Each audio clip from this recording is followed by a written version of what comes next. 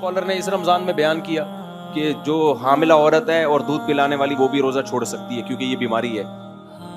کون سی کتاب میں لکھا ہے کہ دودھ پلانا بیماری ہے بھائی؟ اور پریگننسی بیماری ہے؟ پریگننٹ نہ ہونا بیماری ہے, اس کا علاج کرایا جاتا ہے. پھینکنے کی کوئی انتہا نہیں ہے یار, کچھ بھی لاؤ مارکیٹ میں پھینکتے چلے جاؤ. پراپر وے میں جب تک فقہ اصول فقہ نہ پڑھا ہو نا, اصول فقہ یہ قرآن و سنت ہی سے فقہا نے نکالا ہے. دودھ پلانے والی عورت کو روزہ چھوڑنے کی اجازت نہیں ہے. ہاں بعض عورتیں کہتی ہیں ہم دودھ پلاتے ہیں, چکر آتے ہیں, جب آ رہے ہیں یہ غالب گمان ہے تو پھر چھوڑ سکتی ہو. چکر آنا تو ہے, یہ ایک بیماری ہے, خالی دودھ پلانا تھوڑی ہے. بہت سی عورتیں صحت مند ہوتی ہیں, سارا دن بچے کو دودھ پلاتی ہیں, کچھ بھی نہیں ہوتا ان کو. پریگنینسی میں اگر روزہ رکھنے سے نقصان ہو رہا ہے چھوڑ دیں آپ, نہیں ہو رہا تو پریگنینسی بذات خود ایسی چیز نہیں ہے جس سے رمضان کا روزہ چھوڑنا جائز ہو جائے. یہ بیماری تھوڑی ہے, اس میں بیماری کا خطرہ اور روزہ چھوڑنے میں تو ہے. یہ نہیں آئی میرا خیال ہے. دودھ پلانے سے بیمار ہونے کا خطرہ ہو تو پھر چھوڑ سکتے ہیں روزہ. دودھ پلانا بذات خود کوئی بیماری نہیں ہے. میں نے رمضان سے پہلے ایک اسکالر کا دیکھا, دے دن چل رہا ہے. بھائی آپ کیسے یار شریعت کی کوئی لائن کراس کر رہے ہو یار آپ. ریفرنسز سب کے پاس ہوتے ہیں. ریفرنس کیا ہے؟ وہ آیت جو ہے جس میں آتا ہے بیماری میں روزہ چھوڑ سکتے ہو, وہ آیت یہاں فٹ ہی نہیں ہو رہی ہے. پریگننٹ نہ ہونا بیماری ہے, تبھی تو عورتیں دوائیں کھا رہی ہوتی ہیں کہ پریگننسی ہو جائے. ہونا تھوڑی بھی, ہونا تو نیچرل ہے. رکھتی آئی ہیں ہمیشہ دودھ پلانے والی عورتیں بھی, پریگننٹ عورتیں بھی ہمیشہ رکھتی آئی ہیں روزہ. ہاں بہرحال اگر کسی کو نقصان ہو رہا ہے تو پھر یہ ہم کہتے ہیں پھر ہم تھوڑی اس کو منع کر سکتے ہیں. بھئی اللہ نے اجازت دی ہے, چھوڑ سکتے ہیں روزہ. ایک دفعہ ایک صاحب میرے پاس آئے, مجھے بہت زیادہ کھانسی ہو رہی ہے اور ڈاکٹر نے کہا ہے روزہ توڑ دو ورنہ یہ کھانسی اور زیادہ بڑھے گی, دوا لینی پڑے گی. انجیکشن وغیرہ سے آرام نہیں ہوا, کیا ہوا, یا گلا خراب تھا ان کا. انہوں نے کہا میں نے روزہ نہیں توڑا, گلا کی خرابی بڑھے گی میری. میں نے کہا چھوڑ سکتے ہو آپ روزہ. ایک صاحب بیٹھے ہوئے تھے, یار گلا خراب پہ رمضان کا روزہ چھوڑ دیا, ادھر امتحان دینے پہ روزہ چھوڑنا منع ہے, گلا خراب پہ. یعنی وہ آمدی صاحب نے کہہ دیا کہ کل پیپر ہے آپ روزہ چھوڑ دو. وہ اس پہ اتنی سختی کہ نہیں چھوڑ سکتے, بندے کا مستقبل داؤ پہ لگا ہوا ہے, اور ادھر گلا خراب ہے. گلے میں کیا ہے, گلا خراب ہے تو روزہ چھوڑ دو تاکہ گلا ٹھیک ہو جائے. تو یہ کیا ہے؟ میں نے کہا بھائی ہمارے باپ ماموں کا دین نہیں ہے. اللہ میاں نے گلے کو خرابی کو مانا ہے, بیماری ہے تو بیماری میں ڈاکٹر بولتے ہیں گلا خرابی کیا ہے, بیماری ہے. تو اللہ میاں نے کہا ہے کہ بیماری میں ٹھیک ہے, پیپر کو اللہ میاں نے باقی کسی چیز کو عذر نہیں مانا. تو ہم تو وہی بتائیں گے جو اللہ میاں کہہ رہے ہیں. بھائی صاحب کیا خیال ہے؟ تو جب بھی جناب غامدی صاحب کہیں نا کہ مشقت کی وجہ سے روزہ چھوڑ سکتے ہیں, تو ان سے بولے ٹھیک ہے سفر میں اگر ٹینشن نہ ہو تو پھر چھوڑ سکتے ہیں کہ نہیں چھوڑ سکتے؟ پھر کیسے, پھر تو فرض ہونا چاہیے ہر. ہم تو کہتے ہیں بھائی سفر کتنا ہی آرام دہ ہو, کیسا ہی سکون والا سفر ہو, چاروں یعنی نہیں ہو ساتھ, یعنی ساتھ ہوں, کنفیوز ہوں اس میں کہ سکون جس کی چار ہو گئے تو ساتھ ہونے میں سکون ہے یا نہیں, یہ پھر ہم بعد میں بیٹھ کے اس مسئلے کو حل کریں گے. بہرحال یہ مثال واپس لے رہا ہوں میں, ٹھیک ہے. تو بہت سکون والا ہو, ہم تو کہتے ہیں بھائی پھر بھی روزہ چھوڑ سکتے ہیں, اللہ نے اجازت دے دی. نہ چھوڑو تو زیادہ اچھا ہے. رمضان کا روزہ ہے, رمضان کی فضیلت حاصل ہو جائے گی. نماز میں تو قصر ہی ہے, وہ تو 4 کی 2 ہی کرنی پڑے گی آپ کو, اس میں تو 4 کا آپشن نہیں ہے.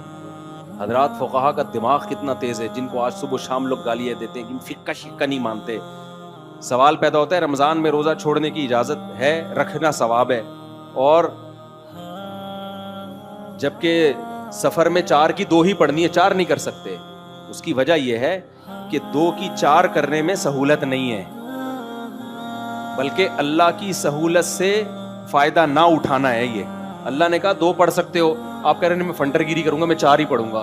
تو جب اللہ تمہیں ایک سہولت دے رہا ہے تو کیوں فنٹر گیری کر رہے ہو یار تم؟ تمہارا باپ تمہیں ہدیہ دے رہا ہو, گفٹ دے رہا ہو, آپ کو ابو نہیں میں یہ موبائل آپ کا نہیں, میں تو مارکیٹ سے خرید کے لوں گا اچھا والا, ابا کو غصہ آئے گا کہ نہیں آئے گا؟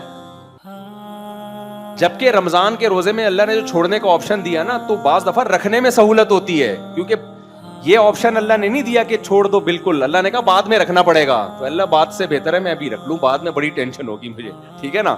تو اس میں رخصت متعین نہیں ہے, اس میں اللہ کی دی ہوئی سہولت سے فائدہ اٹھانے کا مطلب یہی کہ اس کو آپشنل رکھا جائے. بھائی اپنی سہولت دیکھو, میری طرف سے اجازت ہے چھوڑ دو. لیکن آدمی کہتا ہے اللہ بالکل تو چھوڑنے کی تو ہی نہیں اجازت دے رہا ہے نا, قضا کا حکم دے رہا ہے, تو بعد میں بھی رکھنا ہی ہے. ابھی ساری پبلک نے رکھا ہوا ہے تو ابھی میں بھی رکھ لوں تو زیادہ اچھا ہے, بعد میں اکیلے مجھ سے نہیں رکھا جائے گا. تبھی ہم نے دیکھا ہے بیماری میں بھی لوگ روزہ رکھ ہی رہے ہوتے ہیں, سفر میں بھی رکھ ہی رہے ہوتے ہیں, یار بعد میں کون رکھے گا بیٹھ کے, اور باقی مشکل ہوتی ہے. سمجھتے ہو گے نہیں سمجھتے ہو, اس لیے روزہ آپشنل ہے, نماز آپشنل نہیں ہے. نماز میں آپ کو 4 کی 2 پڑھنی پڑیں گی. 4 پڑھنا یہ اس کی علامت ہے کہ آپ اللہ کی دی ہوئی رخصت کو سے فائدہ نہیں اٹھا رہے. آپ سمجھتے ہو کہ نہیں سمجھتے ہو.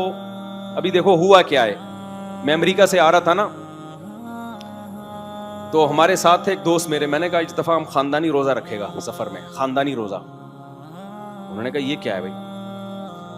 اب ہم امریکہ سے اڑے کراچی کی طرف, تو سورج کے مخالف سمت میں ہم جا رہے ہیں. سمجھ میں آ رہی ہے نا بات, سورج کے مخالف سمت میں. دن رات بہت اسپیڈ سے چینج ہو رہا ہے. میں نے کہا زندگی کا مختصر ترین روزہ رکھتے ہیں ہم, ثواب پورا ملے گا, گارنٹی ہے, ٹھیک ہے نا, کیونکہ دن بہت چھوٹا ہو رہا ہے نا. ابے سورج کیا ہو گیا, سورج ادھر کو جا رہا ہے, آپ ادھر کو جا رہے ہیں, تو جلدی جلدی صبح صادق بھی جلدی ہوگی, ظہر بھی جلدی, عصر بھی جلدی, مغرب بھی جلدی. تو میں نے کہا ہم روزے کا ثواب کیوں ضائع کریں بھائی. اب جب ہم شکاگو سے اڑے, وہاں صبح کے 5 بج رہے تھے, 5 بجے صبح صادق تھی. ہم جب راستے میں پہنچے ہیں تو شکاگو کے ٹائم کے مطابق 12 بجے صبح صادق ہوئی ہے. یعنی ہم تو 8 بجے اڑ گئے نا, تو 12 بجے میں نے کہا کھڑکی سے باہر جھانکنا نہیں, ہم یہی سمجھیں گے ہم شکاگو میں ہی ہیں, امریکہ میں ہی ہیں. گھڑی امریکہ کے حساب سے تھی. رات 12 بجے میں نے کہا بھائی ہم سحری کر کے نیت کر لی روزے کی, صبح 10 بجے ناشتے میں روزہ افطار ہوگا ہمارا. رات کو تو سونا ہی تھا, جہاز میں تھوڑا اونگی رہا ہوتا ہے نا آدمی. میں نے کہا یوں سمجھو کہ رات 12 بجے ہم ڈنر کر رہے ہیں اور صبح ناشتہ کریں گے 10 بجے, تو یہ ڈنر آپ سحری کی نیت سے کرو اور صبح 10 بجے ناشتہ آپ نے افطاری کی نیت سے کرنا ہے. تو صبح ہم نے اپنے دماغ کو امریکہ کے حساب سے بے وقوف بنایا تاکہ روزہ بھی ہو اور آسانی سے روزہ ہو جائے. وہ الگ بات ہے کہ صبح 10 بجے ہم دبئی ایئرپورٹ پہ تھے جہاں مغرب کی اذانیں ہو رہی تھی, گھڑی میں نے چینج نہیں کی. ہم نے کہا ہم یہی سمجھے گا ہم 10 بجے کھا رہے ہیں. تو وہ کہہ رہے یہ کون سا روزہ ہوا. میں نے کہا ثواب پورا ملے گا. یہ روزہ کیا. پھر میں نے کہا دیکھو ہم نے نمازیں بھی تو ٹھکا ٹھک 5 نمازیں پڑھی ہیں نا, ورنہ اتنی جلدی جلدی نمازیں کہاں آتی ہیں بھائی.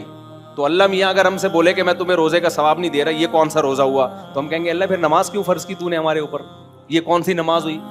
13 گھنٹے میں 5 نمازیں آتی ہیں کیا.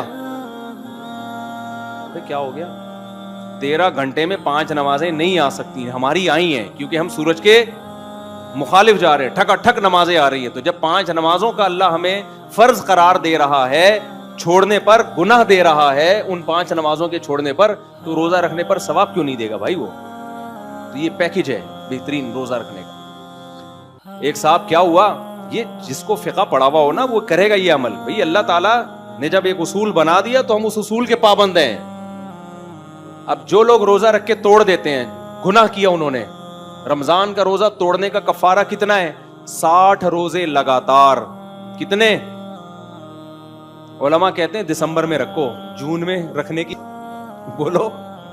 کوئی فنڈر بنے کہ میں جون جولائی میں 60 روزے رکھوں گا.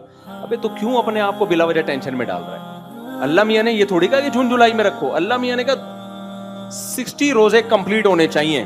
تو ایسے لوگوں کو ہم مشورہ دیتے ہیں کہ اگر اللہ نے آپ کو پیسہ زیادہ دیا ہے, ناروے چلے جاؤ سردیوں میں, وہاں روزہ رکھو, ٹھکا ٹھک 60 روزے آپ کے کیا ہو جائیں گے, کیونکہ دن بہت چھوٹا ہوتا ہے.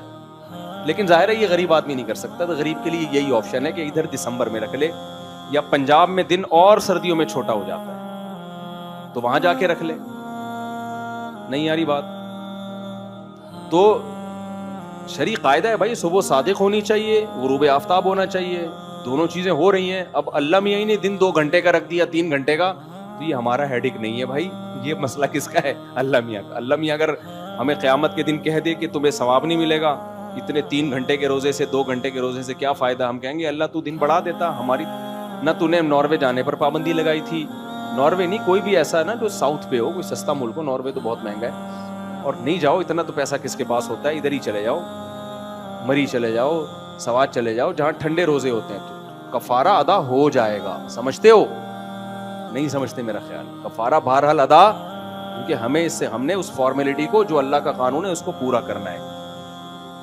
اب ناروے میں رمضان کے روزے روک رکھتے ہیں نا, 2-2 3-3 4-4 گھنٹے کے روزے ہوتے ہیں, اتنے مختصر روزے. تو آپ کا کیا خیال ہے, ان کے روزے نہیں ہوتے کیا؟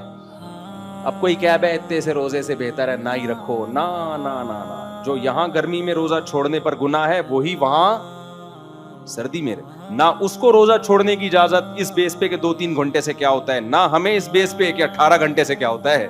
صحیح ہے نا. رمضان جب آئے گا جتنا مرضی پسینہ نکالے, جتنی مرضی لیند ہو. اب دیکھو ناروے میں گرمیوں میں لوگوں نے 20-20 گھنٹے کے روزے رکھے ہیں. ہمارے دوست کہتے ہیں ہم رکھتے ہیں, ادھر افطاری کی, ادھر عشاء کی اذان ہوئی, ادھر سحری, بس افطاری سحری ایک ہی ہوتی تھی اور فوراً اگلے دن کا روزہ شروع.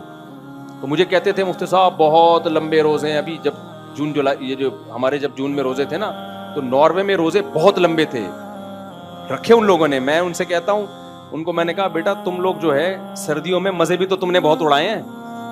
سردیوں کے روزے تمہارے 4-4 5-5 گھنٹے کے روزے, تو اب گرمیوں کے 20-20 گھنٹے کے بھی انجوائے کرو. سمجھ رہے ہو؟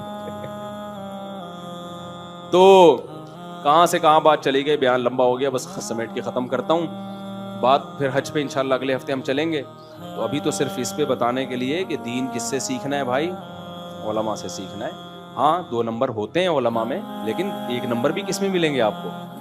اور یہ نہ دیکھا کرو اتنی باتیں فلاں کی صحیح ہیں, ایک غلط ہو گئی تو کیا ہو گیا بھائی. وہ ایک غلط کی کوالٹی دیکھا کرو, کوانٹیٹی نہ دیکھا کرو. اس کا وزن اتنا بھاری ہوتا ہے نا کہ اس سے اس اسکالر کی حیثیت ختم. تو کوئی اسکالر آ کے کہ میں 5 نمازوں کو نہیں مانتا, 4 ہیں اسلام میں, تو بھائی آپ کی تو ویلیو کیا ہو گئی. ایک غلطی ہے لیکن اس غلطی نے آپ کی حیثیت کو 2 ٹکے کا نہیں چھوڑا. تو حضرت عیسیٰ کی حیات یہ اجماعی مسئلہ ہے. حضرت عیسیٰ علیہ السلام آسمانوں پہ زندہ ہیں, قرب قیامت میں نازل ہوں گے. اسی طرح رمضان کا روزہ فرض ہے, صرف سفر بیماری میں چھوڑ سکتے ہو, اس کے علاوہ نہیں چھوڑ سکتے. طلاق کے بعد, شوہر کی وفات کے بعد عورت پر عدت بولو فرض ہے 3 مینسز یا 4 مہینے 10 دن, اور جس کو مینسز نہیں آتے اس کی 3 مہینے 90 دن. یعنی اسلامی لحاظ سے اگر مہینے کی پہلی تاریخ سے ہے تو 3 مہینے, چاہے وہ کتنے بھی دن بنے, اگر بیچ میں شروع کیے تو 90 دن. تو یہ عدت کے مسائل ہو گئے, وراثت کے مسائل ہو گئے, اور بہت سارے مسائل ہیں جو اجماعی مسائل ہیں, ان میں اختلاف کی. اچھا صحابہ کا مسئلہ بھی اجماعی ہے. کسی صحابی کے خلاف بدگمانی پھیلانا, ایسا ان کے عمل کو پیش کرنا جس سے لوگوں کو لگے کہ یہ فاسق تھے, یہ بھی اجماعی امت کے خلاف ہے. سمجھتے ہو؟ کوئی اسکالر یہ بات کر رہا ہے تو پھر یہ نہیں دیکھا جائے گا اتنی باتیں صحیح میں ایک غلط ہو گئی, تو وہ غلط کا ویٹ اتنا زیادہ ہے کہ بھائی اب اس کی حیثیت 2 ٹکے کی نہیں رہی, اس نے اتنا بڑا بلنڈر کر دیا ہے. تو اللہ تعالیٰ سے دعا ہے اللہ تعالیٰ ہمارے ایمان کی, اعمال کی حفاظت کرے. وما علینا